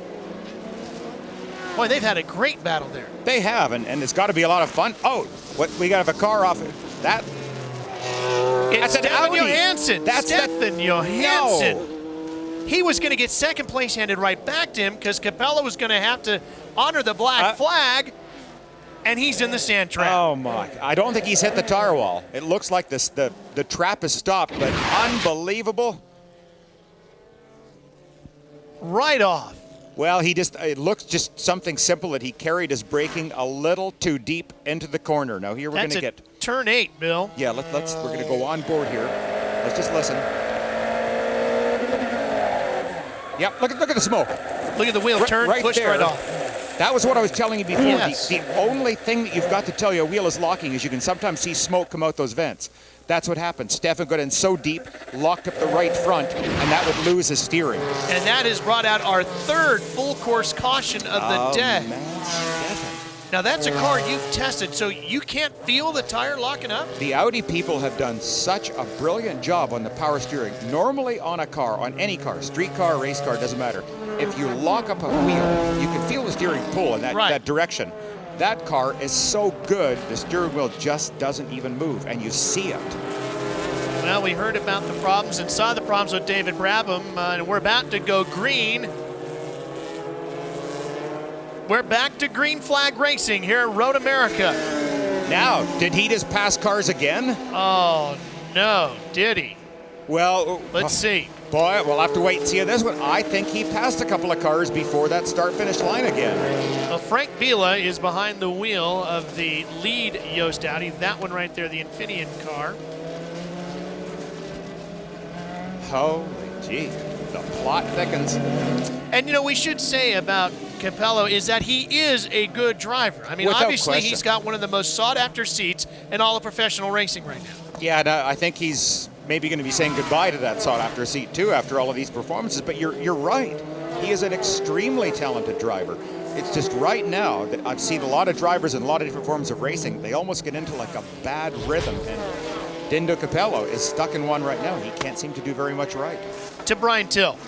Well, Stefan Johansson, a great job chasing down the number 2 car. He had his own problems with the black flag, but then it looks like you got snake bit too. Yeah, unfortunately, I made a mistake I should have done 20 years ago. Not now necessarily. My foot just slid off the brake pedal. I was pushing real hard. He just ran into traffic, and I could see he was in trouble. So I thought I'd brake right on the limit before we get into the carousel, so I can get a good run underneath him. and didn't quite get the foot enough over on the brake pedal. Thing slid off, hit the throttle, and that was it. Bill, that's something refreshing. Honesty from a race car driver. How often do you see that? Let's go down to Scott. You're right. Let's jump in here with David Brabham. David, you almost made it back without a walk. Yeah, I was trying to get it back, but it just ran out of juice, basically. It's a real shame. Everything was running pretty well. The Michelin tires were fantastic, and we were dicing for third place, and at pit we'd lost a lap when the yellow came out, just caught us at the wrong time. We had no radio communication. I wasn't sure really what position I was in, but I just kind of diced if I was in third. I think Stefan wasn't too pleased with me. But it's a real shame. Something broke in the drivetrain, and we just have to look forward to the next race in Washington. Well, we'll see you there. Panos, very difficult day for both cars, ending a lot sooner than they expected. Guys? All right, Scott. David mentioned the next race for the series is in Washington, D.C., the first ever road race of any kind within our nation's capital. Yeah, won't that be exciting? The American Le Mans Series will be there. And if you're a regular follower of the American Le Mans Series, you're probably wondering where the Cadillacs are I wish they were here. The two Cadillacs running in the LMP 900 class ran at the 24 Hours of Le Mans, and they will return to the series at Washington, D.C. Looking for the 675 leader. Should be the number 56 car, which was the winner of the last round at Mid-Ohio. There it is. That's it, yeah. And they're pretty much doing the same thing that they did at Mid-Ohio, Bill. A nice, easy pace, kind of their own pace, and it's falling their way. Yeah, model of consistency does pay off so often in races like this, that you may not have the quickest car, you may not have the best drivers, but you just do everything right, and you keep doing it over and over and over again. And I'm not suggesting these guys aren't the best drivers. I just mean that I like what they're doing. They're running with a lot less horsepower than the MG Lola. They're doing what they can with their equipment, and it's paying off. And what a great day for Chris McMurray, who is driving this particular stint right now.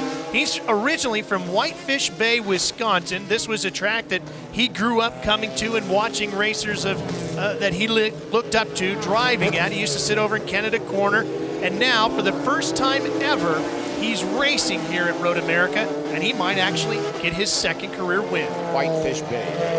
You know that's in Wisconsin without even having to tell him what to say. It sounds cold.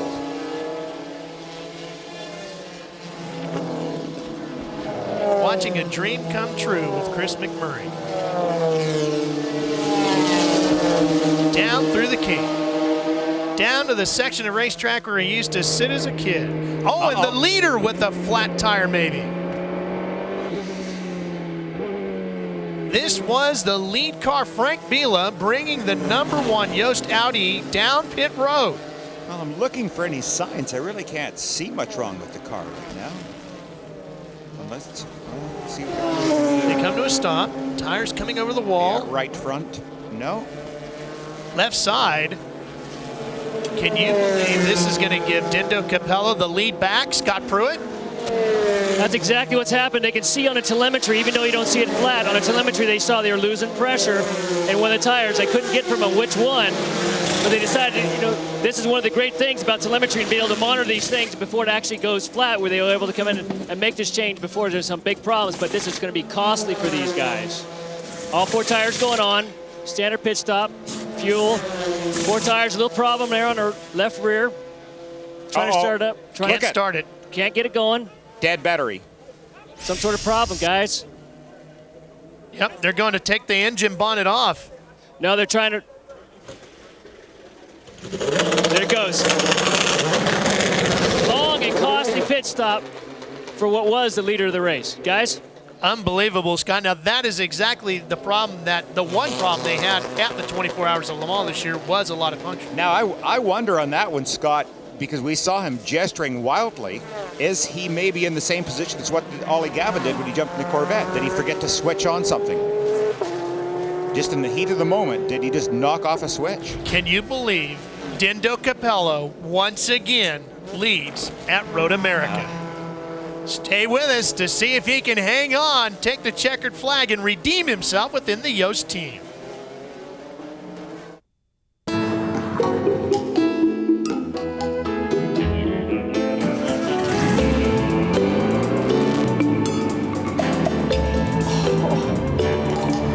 limited time. See your dealer for Boxster leases for $4.99 per month. Holy schmoly. Boxster. The time couldn't be more right. Summer sizzles when an all-new Big Brother premieres CBS Wednesday. Tonight on CBS, Samuel L. Jackson, Sandra Bullock, Matthew McConaughey, Ashley Judd, and Kevin Spacey star in the network television premiere of A Time to Kill, tonight on CBS. Back to the racing action here at Road America. There is the race leader, Rinaldo Capello, and he's headed to pit road. This time, not due to a black flag. This should be his last pit stop. I'm sure. He's going to be praying it's the last time he sees the pits. The Audi R8s have been so good on fuel, he's going to need a little bit more to bring it home. To Scott Pruitt.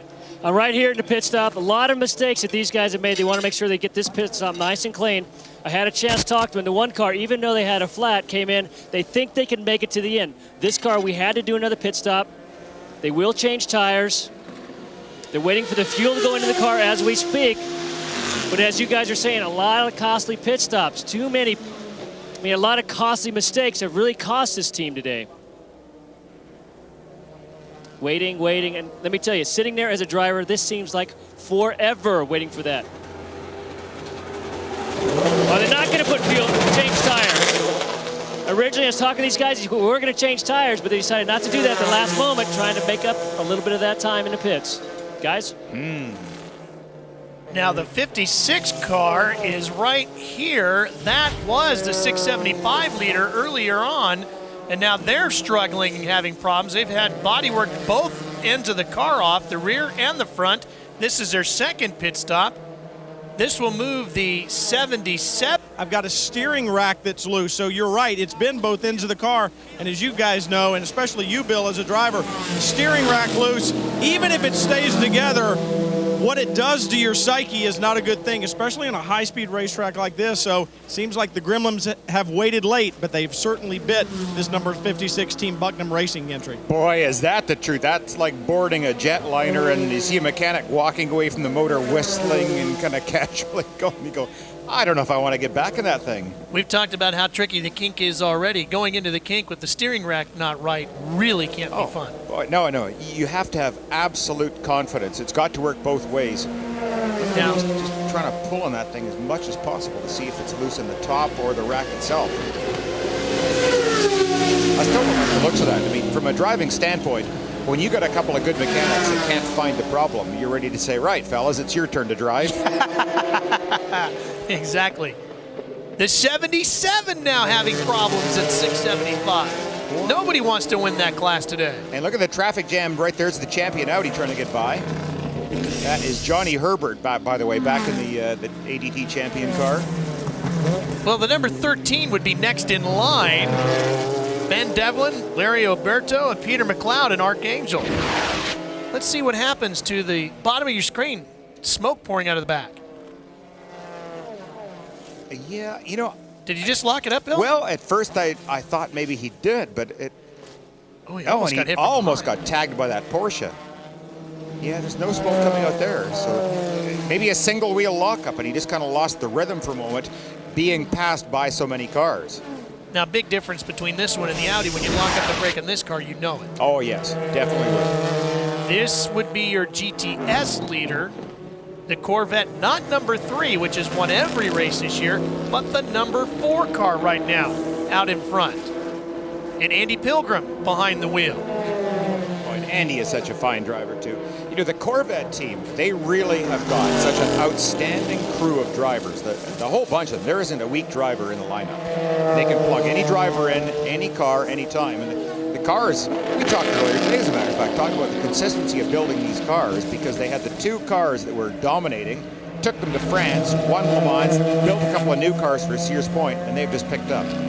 Here's a car we've been drooling over all weekend long, the GTS 550 Maranello. Emanuele Nispetti behind the wheel right now, running third in class, and the Raffinelli team has got to be so excited about that. Yeah, they are. Mr. Raffinelli, he just puts his heart and soul into these cars, and the crew, they also do it too because they love the man so much. He is one of the most fun personalities I think that we have in racing nowadays. He's just full of life and vigor and a passion for racing. And the fact that this is a green Ferrari, which that doesn't go along with the old red Ferrari prototype idea. He doesn't care. He said, hey, Olive Garden, green, the color of money. It's an absolutely beautiful car and extremely fast. Very fast and very well driven, and it's only going to get quicker. The fellow who works on this engine right now, John Ward, he's a pretty talented American engineer. They're making a lot of horsepower to that big V12. The top speeds here at Road America out of that car were rivaling anything up and down the paddock area. That's right. At one point during one of the practice sessions, this car was the fastest car on the straight. Quicker than the Audis, quicker than anything else. Listen to that thing. Oh, it's a great sound. Down through Kettle Bottom to the Canada corner. This car here, too, it has been completely built, completely designed and built by the Raffinelli team. This is not like the Pro Drive car that just ran at Le Mans. It doesn't take bits and pieces from anything else. Mr. Raffinelli wanted to have his team do the whole car, so they're justifiably proud of it. And much like the 675 cars that are going through a period of learning and so on, they are suffering breakages. And as we have said to them, we want to be there when you win, because the party is going to be wonderful. Get updated information on auto racing results, standings, and schedules. Just click on autos at cbs.sportsline.com or on America Online. Enter keyword CBS Sportsline. Well, while the Raffinelli Ferrari continues to lap, Capello continues to lead. Stay with us here on CBS. Forget all the rules. See what no one has seen. Do what hasn't been done. Look everywhere. Never do the expected.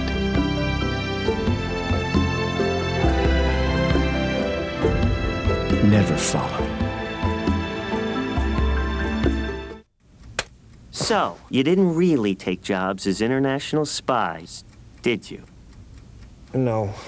And you didn't really move to Istanbul, did you? No. You went out and got yourselves a Serta mattress. But you didn't have the guts to tell the counting sheet that you didn't need us anymore! Sorry, but our Serta is so comfortable. You'll feel the difference the moment you lie down. Serta, we make the world's best mattress. If a car company puts a little sports car in everything it builds, imagine what happens when it builds a sports car. Zoom, zoom. Zoom, zoom, zoom. Zoom, zoom, zoom. Yeah, zoom, zoom, zoom. The Mazda Miata, 6 speeds, VVT engine, and a whole lot of fun. Zoom, zoom, zoom. Yeah, zoom. The company that reinvented the Roadster keeps reinventing the Roadster. This week on The Late Show, Dave's all new with Robin Williams, Stupid Pet Tricks, Jude Law, Paul Newman, and the next stop on Biff Henderson's summer tour. Monday, don't miss Tom Hanks and Dolly Parton. It's all new Dave, all this week on CBS. Rinaldo Capello continues to lead after what has been a very tough day for Dindo. Take a look at some of the trials and tribulations of Dindo's day at the racetrack.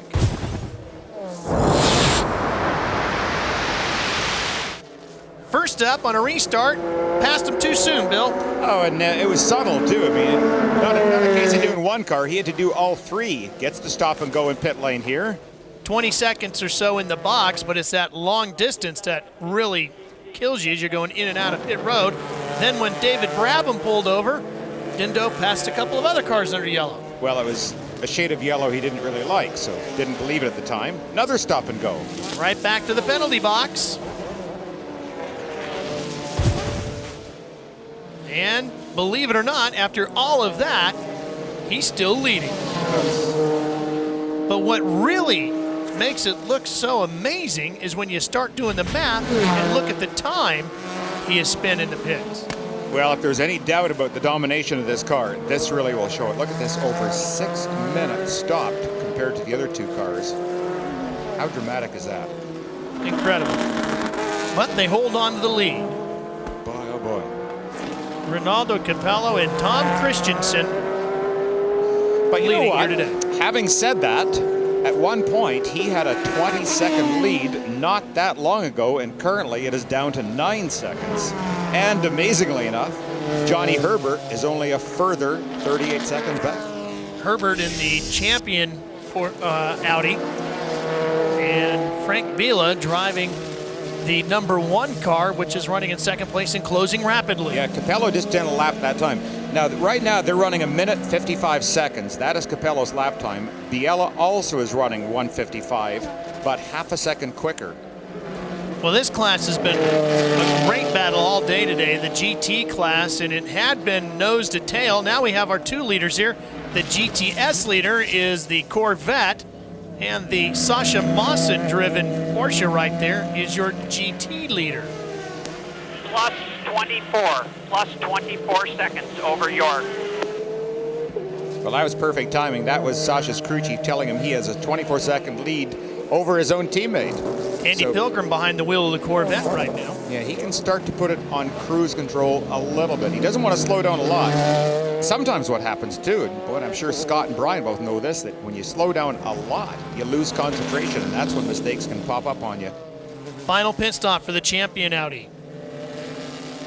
Michelin engineer, is he giving a thumbs up? This man right back here was looking. There's another thumbs up. So the tires are going to stay. They're not going to do a tire change. And away he goes, running in third. Back to the GT class. Let's go down to Scott Pruitt with Lucas Lord. Just getting out of the lead car in GT. Lucas, I know you got out because you ran out of time, but how are things out there? Our car was really good. I mean, our mechanic Porsche was running really, really good. We had no problems at all. In my first stint, I had a little bit problems with the front tires. We don't know, maybe it was just one tire, just the left side. Then when Sascha got in, I asked him on the radio and he said, no, the car is absolutely fine, so it must have been a bad tire, or I don't know. And now it's everything perfect. I had a good battle with Timo in the 22 car, but then after the pace car, I don't know, I just lost him. Well, these guys looking for a 1-2 victory here at Elkhart Lake. Guys? Well, there's a very special race car on the track right here, Bill. It's competing in the GT class. We saw the 550 Maranello GTS car. This is the first time in ALMS competition we're seeing the GT car, this beautiful red one here. Yeah, this is a nice addition to the field. We're giving some competition to the Porsches. We'd mentioned earlier that the Porsches have been dominating this class with the 3.6 GT3Rs, and they are such good cars. But this team, it's a private team that have taken the 550 Maranello, built this race car out of it. It is a lot simpler, a lot closer to a stock Maranello than what the Olive Garden car is. And Bill, I was privy to some conversations up and down throughout the paddock this weekend, and I can tell you that this car is going to run at Miami and Road Atlanta as well, and there's a good chance it will be a two-car team running the full season next year. And also we're finding out that starting tomorrow, Simon Gregg, the son of the famed former IMSA champion Peter Gregg, is going to start work on a GT Corvette, which will start running full season next year. And also, Nissan has been asking for and receiving marketing information and car specifications and rules. They're giving a real serious look at bringing the brand new 350Z to GT competition next year. And we're also hearing that there's going to be at least one, possibly two, 360 Ferraris, which is the mid-engine car, running the entire GT calendar next year. So it could be a tremendous season in GT competition. Porsche, Corvette, possibly Nissan, two different Ferraris. It would be an awesome season of GT racing next year. When do we get that GT Lotta making its appearance, Ralph? Car one on pit road. And shaking his hands again. Down to Scott Pruitt. That's exactly what's going on. They thought they could make it to the end with fuel, but they can't. They had to come in for a quick splash and go. There's a little bit of damage on the car. Again, having a problem getting this thing out of gear. And to shake it, they feel it's because it's a little bit of an incline here. They cannot get this thing into neutral. They have to shake the car before it will go into neutral, which was a problem they had earlier. Problems continue for the Audi team. Guys? Well, fuel strategy was what cost the Audi number 2 car last week at Mid-Ohio, and now it might be costing the number 1. Yeah, it's more surprising than ever because you would think that with Mid-Ohio, they seem to have guessed so perfectly that they would know exactly what they'll be running here.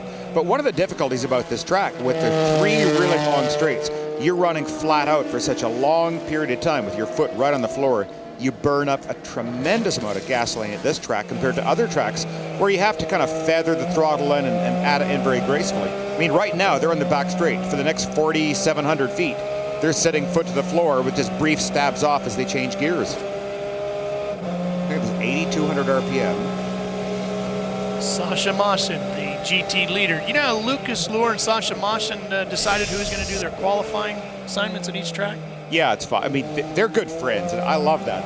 They go out and they go boating, swimming, they do all kinds of adventures together, and I think that's so nice for teammates on a race team that have that good bond of good friends. Yep, they just sat down at Sebring earlier this year and just drew it out, wrote it down on a napkin. They carry that napkin around with them and check to see who's up for qualifying. That reminds me, BBS plus wheels. 20. Plus 20. Plus 20 seconds over their closest competitor. Here we are in the carousel one more time.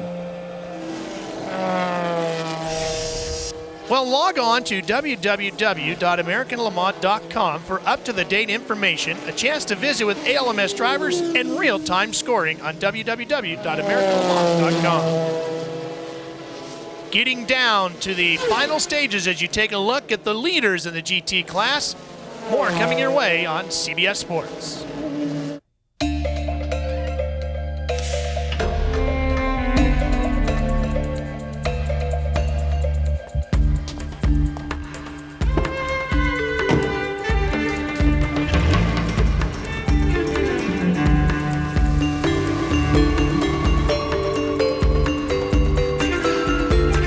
All great works of art belong in a museum. The award-winning Audi TT. Here, kitty, kitty. Watch the birdie. Oh, look at this. Why would Windex make a wipe? Because they're the quick, easy way to shine just about anything. Are you making that up? Introducing new Windex wipes. For a streak-free shine, no leading wipe can touch. New Windex wipes shine just about anything, especially glass. This is too easy. Reach for new Windex wipes. The wipe that shines. SC Johnson and Family Company. Samuel L. Jackson, Sandra Bullock, Matthew McConaughey, Ashley Judd, Kevin Spacey. You think they deserve to die? Yes! And I hope they burn in hell! A Time to Kill, CBS Tonight. Wednesday on CBS, an all-new Big Brother is back with 12 new house guests, sharing every moment with total strangers. Cameras catch their every move 24/7, and every week, one will be evicted. Watch us, watch them. Big Brother 3 premieres Wednesday on CBS. Well, Rinaldo Capello was trying very hard to get himself evicted out of the seat here that he's driving in today, but right now he's continuing to lead and closing in on maybe a checkered flag. Man, maybe he can get on to Big Brother 3 if he fails in this attempt.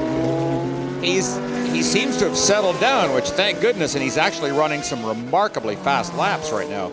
He's running within a second a lap of their qualifying time when it was done under ideal conditions now. Right now the day is quite warm. The track obviously has lots of rubber down, but Capello is driving around here very, very well. And as many hills and valleys and dips as this racetrack has, it only has a total of 175 feet difference in elevation from the highest point to the lowest. Feels like a lot more, doesn't it? Sure does. So many blind areas. I mean, right here, the car is climbing up a hill over the crest, and it tends to flatten out right here a little bit. And as you go up the front straight, it just seems like you climb a long way. See right there, those cars at the top of your screen just disappearing. This is quite a steep climb up here. Well, the next race for the American Le Mans Series will be the Cadillac Grand Prix coming up in our nation's capital, Washington, D.C., the weekend of July 20th through the 21st. First time ever auto racing in our nation's capital. Of course, CBS is going to be a part of that weekend. We'll be there for the Saturday show, bringing you Trans Am. You and I will be there, Bill, live on CBS. Should be great all around RFK Stadium. That will be a good weekend, and I'm sorry the Cadillac team didn't make it here. I still think they would have done very well because their cars they're going through this evolutionary process as well. They have new cars this year, but the testing they've done, they have been very quick down long straights, and the handling and everything keeps getting better. And I mean, they've got the reliability. That North Star motor has performed, I think, magnificently. I'd like to have seen them here challenging the Audis. They'll be back on the course at the Washington, D.C. event. See the 4 rings on the top of the rear wing? That's the Audi symbol. Well, a lot of folks have been wondering after this year's 24 Hours of Le Mans, which Audi won for the 3rd time, that maybe they would just, kind of pack it up and call it a day and say, hey, we've won everything we could possibly win here. Some are now saying maybe Audi's going to have to get another one to finish off that 4th ring. What do you think? Well, I mean, I don't think so. I've been hearing a lot of rumors about it, and the head of Audi, Mr. Pefkin, was I think, very, very pleased and had set a goal on actually getting the Le Mans Trophy. And the only time you can actually win the Le Mans Trophy and keep it is if the same team wins the race 3 times, which, of course, Yost Racing did with the R8. So he now proudly displays that trophy in his office, I'm sure. There is your 675 leader for now. Ben Devlin, Larry Oberto, and Peter McLeod, the Archangel Motorsports entry. And I say that just because it's been a race of attrition in that division today. Yeah, it's almost been a jinx that every time we start talking about the team that's leading, they fall out. They get a flat tire or a fire. Surprising. Let's check in with Brian Till. When you talk about a race of attrition, I was just talking to Mike Johnson. He said it's been so hot out here today, it's been hard for them to get full loads of fuel in that car. They've never been quite certain how much fuel they've got. He thinks he can make it to the end, but then I heard him on the radio just a minute ago saying, we may be 5 laps short, as much as 5 laps short. Slow down. And Bill, as you know, as a race car driver, you don't want to hear slow down. They may have to come in and top him up. They do, they could lose the lead. Boy, well, 5 laps is a lot, too. Keep in mind, that's 20 miles, 4 miles a lap. So Archangel has 2 ALMS races to their careers right now, 2 podiums, a win the first time out at Sears Point, and a second in Mid-Ohio, maybe another win here. They're really adjusting to the series well if they can hang on for this. They are. I think they've done a great job this year. It looks pretty strong for them right now. Down to the GTS leader, Bill, which should be one of the bright yellow Goodwrench Corvettes. There it is, car number 4, which has not won so far this year. Kelly Collins behind the wheel right now. Scott? Well, the 4 car is going superbly. I talked to these guys. Kelly Collins is in the car, getting in, just running like clockwork.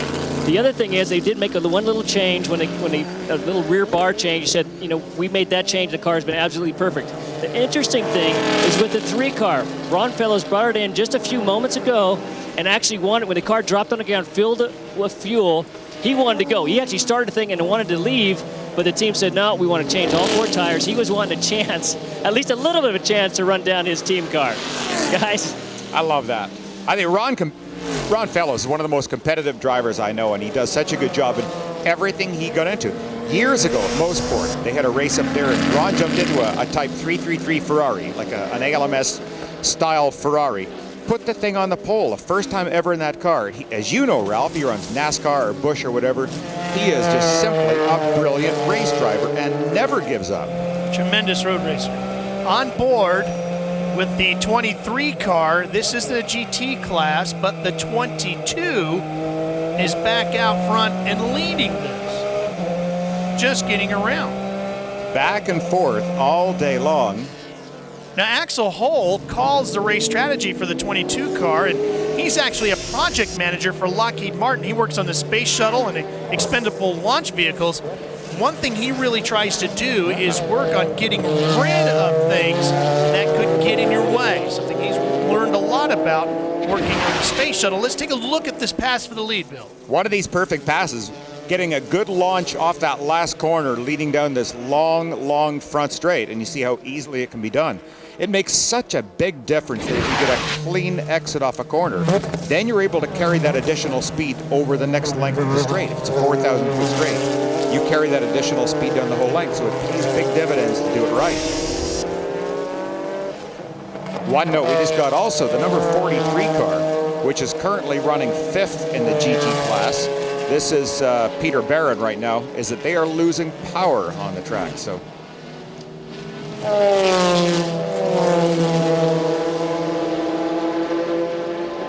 one more time, Duke. There's your race leader, believe it or not, coming to the white flag is Rinaldo Capello. Now, let's not say anything. He's still got a few quarters to go. That's going to be the first flag he's seen in a while. He's going to be happy to see. Yeah. All right, one more corner. And you know, we've picked on Rinaldo for a while here. He has had his troubles, but again, we should say, he is a very talented driver, and the times have shown it today when he's been out there running cleanly. He is talented. I mean, he is very talented, but he has just made a huge number of mistakes. But well, and we should also remember that Tom Christensen, who started the day, put this car on the pole, celebrating his 35th birthday here today. Should be a good finish for him. What a job he did in that pole run. I mean, we get so used to seeing pole positions being taken by tenths or sometimes even hundreds of seconds. And then Tom Christensen comes to a track where he's unfamiliar with and knocks this thing out by 1.8 seconds. Is that a statement about I am the best? And yeah, Tom, I think you are the best. Well, the first races were held in the Elkhart Lake area back in July of 1950. Jim Kimberly out of Neenah, Wisconsin, won it in a Ferrari. The course was just 3.35 miles long over through the streets. Today, on a track that Cliff Tuff decided to put together, wanted it to resemble the roads around the area, and that's why it is very much a long racetrack. They bought 2 farms, some 523 acres to build this racetrack. Tuft was a civil engineer, built a lot of roads around here. Wanted the racetrack of Road America to look like it was a racetrack made of public roads, and now Rinaldo Capello is going to add his name, along with Tom Christensen, to the long list of names that have won at this fantastic racetrack. Oh, it is such a showpiece. This does look like a park. It's like driving through a park. Look at that view right down there. It's so pretty. All the grass is manicured and carefully cut right to the edge of the road.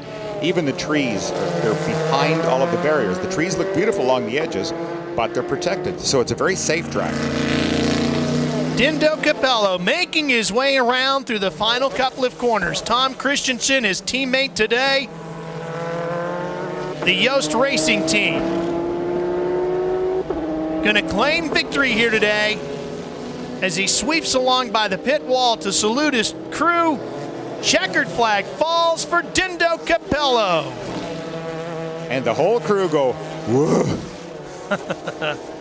The Audi flag's flying along the Yost pit wall. Here comes a GT battle. First one to the line is the 22 car. Good job. Timo Bernhard Jorg Burstmeister picking up the win. Here comes the Corvette number 4, Kelly Collins behind the wheel. This will be your GTS winner. The Good Wrench Corvettes picking up the GTS win, continuing their unbeaten streak in GTS competition. Kelly Collins taking the checkered flag. Yeah, how impressive is the job that this Corvette team has done to take this car that it used to be pretty fragile, and now it is dominant. Whoops, here we go, burnouts. Oh, good ones too. That looks like you in the rental car. Stay with us. We'll be back for more here on CBS Sports from Road America, including a visit with our winner.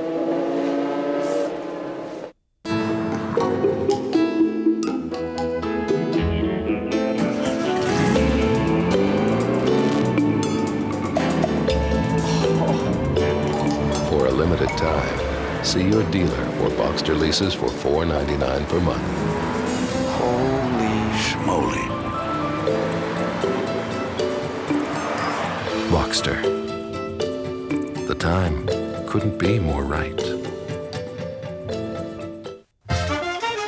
My mother's letting my sister cook tonight. Hey, I love her. but she has trouble making a sandwich. With any luck, she'll give up and we'll all go to Olive Garden. They can cook for me anytime. My favorite is their chicken cum broccoli. They make it with fresh broccoli and sauteed chicken, herbs, and the garlic cream sauce. It's so delicious, you'll ask for the recipe. Better you than her. You gotta love her. Olive Garden. When you're here, you're family. The CBS Auto Racing Series is sponsored by Michelin, because so much is riding on your tires. And by Mazda. There's the soul of a sports car in everything we make. Well, the checkered flags have fallen here at Road America. Rinaldo Capello and Tom Christensen, the birthday boy, picking up the win. Let's go down to Scott Pruitt. Dindo, a lot of mistakes, a lot of black flags, but victory's still sweet. I was completely disagree with the second stop and go, because I promise you, I didn't see the yellow flag.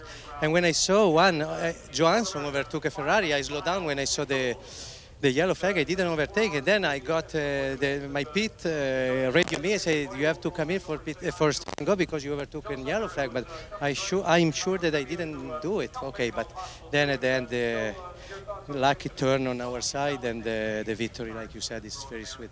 Sweet. And Tom, nice birthday present. Yeah, I mean, in racing normally you don't say there's any presents, but we spoke yesterday. If we won, he will make donuts at turn 5, and he did more than one, so it's a perfect day for us. So great. Great. Congratulations. Terrific drive. Let's get down to Brian. Brian? Well, 675, the little brother of the 900, but for Archangel, it's their second ALMS win, and Peter McLeod, you had Devlin and you had Alberto with you. It seemed like the race that nobody wanted to win there for a while. I certainly know you guys had your problems. Yeah, definitely. It was a great run. We had a problem with a fuel pump, so we messed up on the first pit stop, so we dropped back. But all we had to do was chase and keep going and just hope something went our way, and I think it did. Chase and keep going while team owners saying slow down in the last. They wanted to make sure they made it to the end, guys.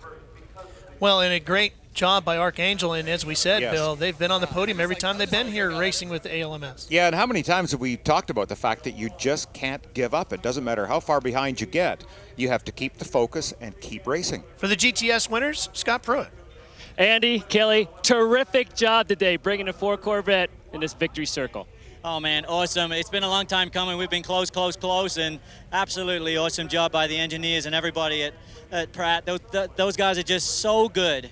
It's been a very hot day, awesome day, and we're just thrilled. Kelly did a great job, and we worked up.